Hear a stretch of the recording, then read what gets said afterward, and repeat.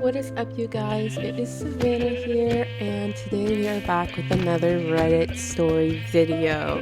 Now, this is going to be relationship advice. In the past I've done a lot of Am I the A-hole? But I wanted to switch it up a little bit, sort of ease into some other subs on Reddit, and hopefully you guys enjoy this one. So we are going to be starting with I, 23F, met my boyfriend's 25M work wife for the first time, and I am devastated. I have an issue with work wives or work husbands or work partners, in that sort of intimate way, whatever you want to call it. I think it's very weird. I think it's definitely borderline emotional cheating, and I think it's definitely crossing a boundary in a relationship. Of course, there's exceptions on whether or not someone has preemptively talked about something like that being a potential, there's people that have open relationships and things like that. But for myself, absolutely not. Absolutely not. So throwaway account, because this is a pretty personal drama and I don't want all of my friends knowing about this just yet. I have been with my boyfriend for 5 years now, and he has been at his current job for a few years. I have never met any of his coworkers until last night, but there is one in particular who we will call Amy. He sometimes does favors for her, fixing her car, going to her house to fix stuff around her house, etc. And I was never really concerned because he told me all of his coworkers are a lot older than him. However, one night while he was asleep, his guy friend kept blowing his phone up. So I answered to let him know that Jake was sleeping, and so was I, so please stop calling. Anyway, before I put the phone down, I noticed 5 unread notifications from Amy. I guess some of the spam notifications were from her. One of them said, "Great, Jake, now everyone thinks we're effing." Laughing emoji. Ooh. Yeah, no, that won't work for me. See, this is what I'm talking about. Because then it's everyone at work thinks you're dating, and then when you show up to a work function, like a work Christmas party or something, then everyone thinks that you're the other woman, or worse, they think that you're actively getting cheated on, and everyone knows except you. And it just gives me the ick. I don't like that. It's not cool. Because it's what do you mean? No, that's not right. This really concerned me. So the next day after Jake got home from work, I asked about it. Yeah, asking about it never goes well, it seems. He said that both him and Amy were late for work that morning, so everyone probably assumed that, and it was just a joke. I thought it was a weirdly unprofessional joke and expressed my discomfort. He invited me to the bar with him and his coworkers that night so I could meet her and see that there was nothing to worry about. Okay. Right. Okay. It did not soothe my nerves at all. Turns out Amy is not a lot older than him. She is only 3 years older and super pretty. Ooh, okay. That's like knife to the chest. Oh. Because how are you going to have a little work rumor, right? Where everyone thinks you're screwing, and then someone is going to be really, really pretty, and then it just makes your insecurities go crazy. Oh no. Oh no. The entire night she was all over him, touching him, leaning on him, putting her arms around him, and even kissed him on the cheek, and he acted like it was normal. Oh, break up, that's it, clock out.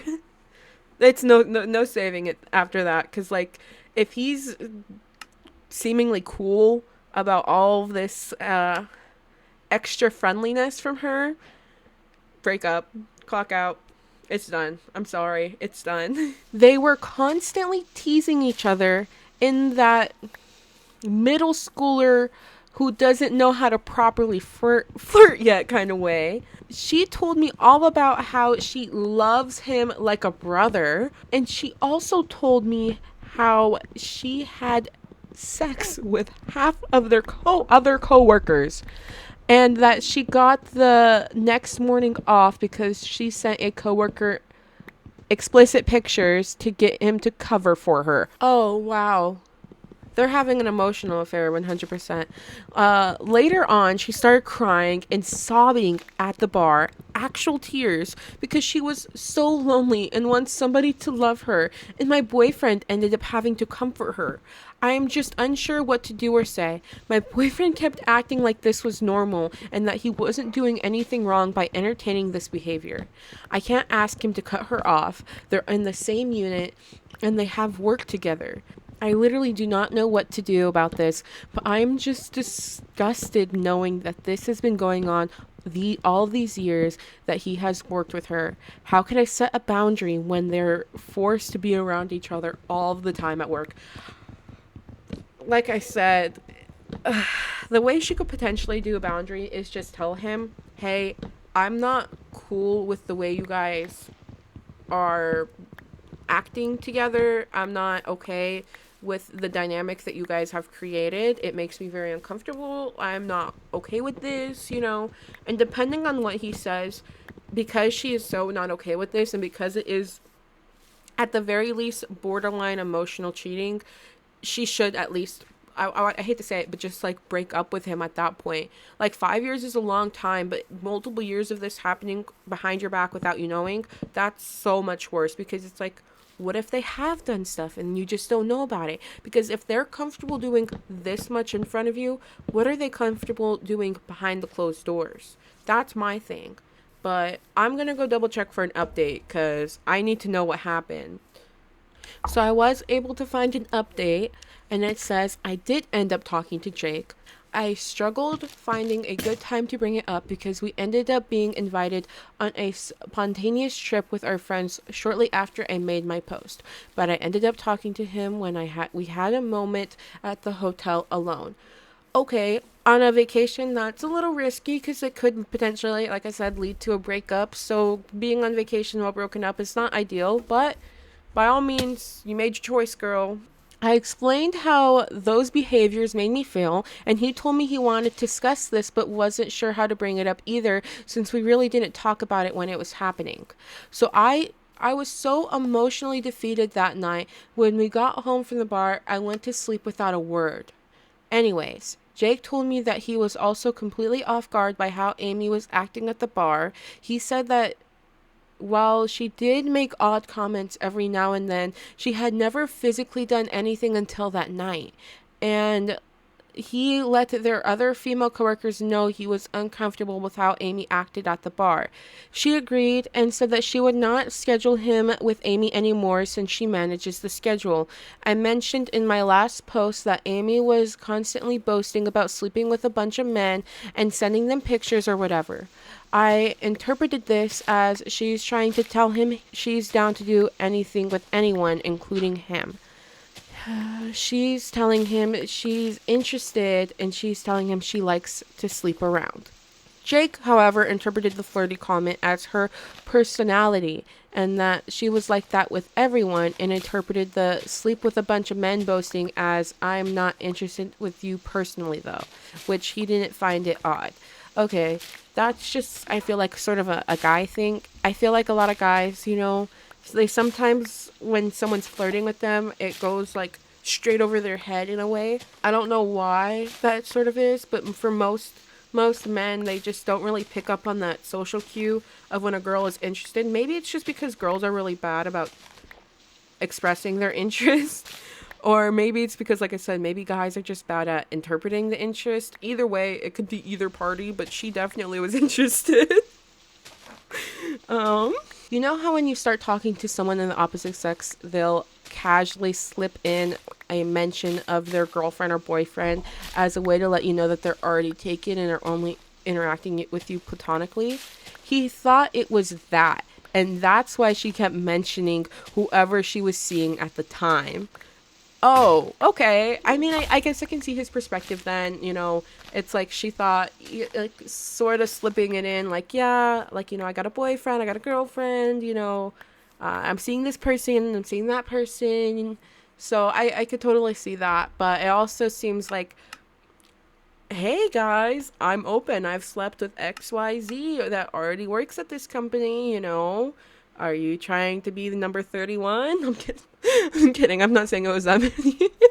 During our conversation, Jake reassured me that he loves me and only wants me. He apologized for not resolving this sooner and that he felt super awkward at the bar when he realized that she was doing this and didn't know how to react. He had mentioned that he would never do anything with Amy or anyone like Amy, and that he found her promiscuity and emotional instability to be unattractive. He believed that the reason she suddenly started being so handsy with him that night at the bar was because I was there, and that must have made her lash out, but he promised it never happened before that. For her sake, I hope that's true. If I was her, though, I would definitely be looking through his phone, asking the coworkers, you know, because at that point, you know, you're like half a decade deep into this relationship. You gotta know, because like that's like when you start to get like kids and marriage material. So I would definitely at least for sure check the phone. Maybe going to the coworkers might be a little too far, but I would for sure be checking that phone. That might make me crazy. I don't care. After this conversation and him showing me the text from his coworker stating that he won't be scheduled with Amy anymore, I felt a lot better until Jake told me he wanted to talk one day. Uh-oh, that usually means something bad. That usually means something really bad.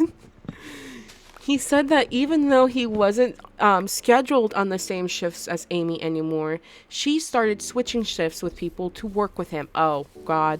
Because of this, he started applying to jobs, and that later on, he let me know that he got accepted to be a field technician at a redacted for privacy. Okay.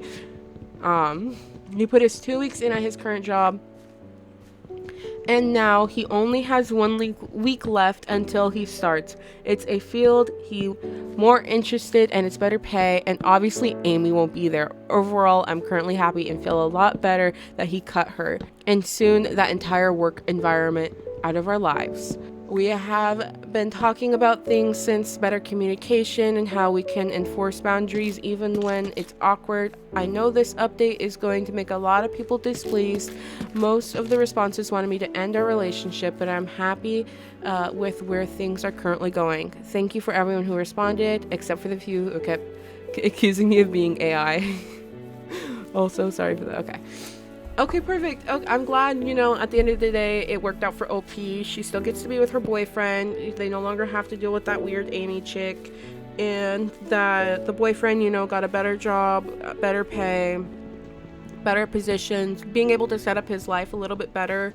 Because from the sounds of the way the dynamic worked, it could have been something like, I'm guessing it was more of like one of those part-time jobs where you get full-time hours. So like think like a restaurant or like a retail like store, you know, because of like the switching shifts and like the schedule. Because normally when you work a full-time job, it's just 40 hours every day, no matter the time or day, usually. There is, of course, special exceptions, but either way, I'm glad it really worked out for OP. I'm glad her boyfriend got out of that apparently toxic situation at his work. And, you know, even though I was saying that they should break up, I'm glad that they were able to communicate properly, fix things, and sort of rebuild the trust from there. Because at the end of the day, that does sort of start to break your trust. But let's look for another one. Okay, so this next one seems a little toxic. It says, my 24F boyfriend, 26 male, told me that women add no value to a man's life.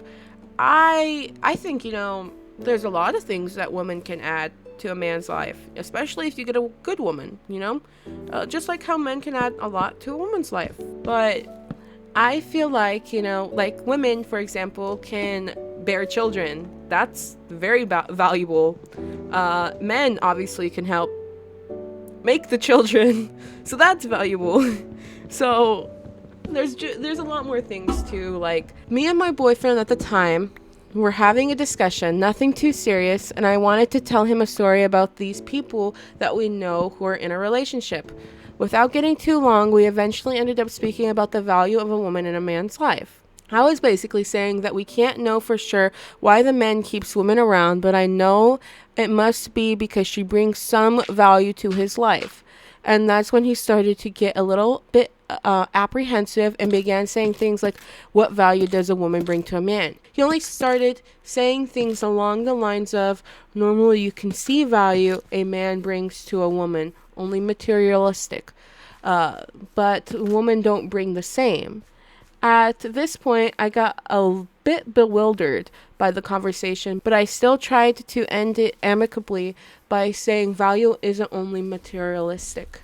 And maybe he's only viewing things in a tangible sense. Again, I was in a delusion, praying and hoping that he was referring to the specific situation we were talking about.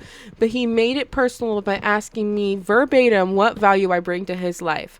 I told him that question was only he could answer, and he said he doesn't see it and he doesn't know, and he continued to ask me to tell him the value I brought. So I told him I'm not answering that, and I won't allow him to belittle me or make me feel less than. I then asked him why he wants to settle down and marry me if I add no value to his life. Okay, that's a valid question. You know, why do you want to marry someone if they're not bringing you value? Sometimes value can be happiness. Sometimes value can just be companionship, you know. Of course, children. Like, there's a lot of things that people bring and give and take in a relationship, because that's what I think OP's boyfriend, or maybe even ex-boyfriend, is not sort of understanding that a relationship has a lot of give and take. So like, if he's going to want to have the dynamic of like a stay-at-home wife or a stay-at-home mother with for his children, then she is going to be bringing a lot of value not only into his life by taking care of his needs even when he's outside of the home while working, but also to his children, to their children, and potentially even to society, because when you raise children, it does affect society if you don't raise them right.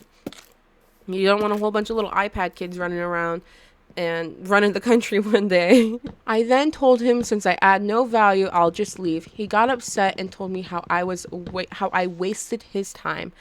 Anyways, I broke things off, but the complication is, oh, I'm pregnant now, and so my emotions are in a mess.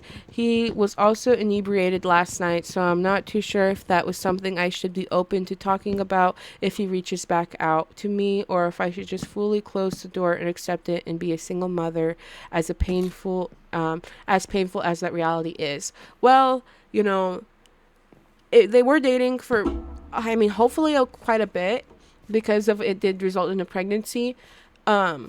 So I would hope that at least he does reach out enough to be able to know his child. I don't think that a child should grow up without both parents present in their life, even if those parents are not present. And of course, you know, like exceptions, like bad things happening, but I feel like maybe if she wants to give it another shot because of the pregnancy, then she should try to reopen the conversation in a way where it doesn't come off or come across as like passive aggressive or anything like that. I think, you know, potentially being drunk could cause someone to be like, well, what do you add to my life, you know? So I think that they definitely should try to talk it out at the very least, because they are going to be connected to each other for the rest of literally someone's life, for the rest of their lives, you know. Let me check to see if there's an update. Okay, so it does not look like there is an update for this one, but I will try to read one more. Hopefully we can find something good. Okay. This one says, how do I cope as a 36F watching my 25F sister with her 36M husband? Okay, that sounds weird. Like, what do you mean cope? Are you trying to cope with, like, her dating someone and, like, her being married and you're not? Are you jealous because she has someone that's, like, apparently close to your age and you feel like you should have him? Like, how are we supposed to cope? Like, what's going on? So I am looking for advice on how to cope with jealousy towards my younger sister relationship in a healthy way. I'm 36F. My sister is 25F. We are 11 years apart, and her husband, 36M is the same age as me. They met when she was 20 and he was 31. She married him when she was 22, and now they have a 1-year-old daughter. I know the age gap will stand out, but that's none of the core issue for me. What I am struggling with is how well he treats her, and that makes me, and how that makes me feel about my own life. Okay, well, that's the thing. If you see someone treating your younger sister well, of course you want your first natural thought to be like, oh my God, I'm so happy that she found someone that treats her well. Sure, he may be older, but he takes care of her. He takes care of their family. She takes care of him. They're happy. They have a healthy relationship. It doesn't seem like they have too many issues. He's not like abusive or anything. So like for myself, I have a younger sister. Granted, we're only like a year apart, and I feel like if she had someone that was treating her so well that she married and that she had children with, my first thought wouldn't be jealousy.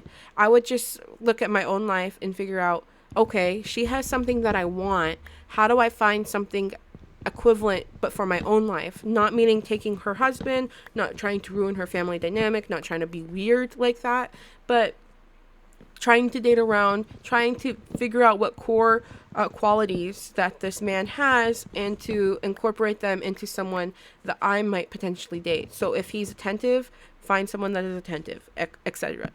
He is attentive and affectionate.